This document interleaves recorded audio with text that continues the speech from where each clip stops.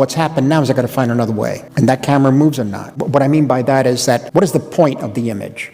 What am I trying to tell you? Am I expressing how I'm feeling about these characters, about the situation with this angle? I don't know. I used to, for example, Goodfellas was an afterthought. I mean, to be funny about that. And also, to be fair, it was an afterthought. Sure, you put, Bob in there, you put Lorraine Bracco, you got Ray Liotta, then you got Joe. And when Joe told me I got this thing happened to me about Are You Funny, it actually happened to him, and he acted it out. I said, I didn't even put it in the script, so let's do it in this scene. Oh, wow.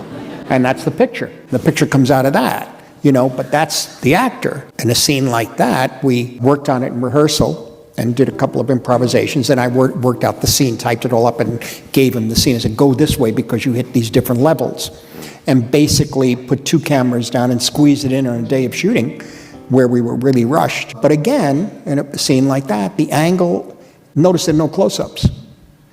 So that's a decision that's made. It's almost done. You just sit there and you watch a show.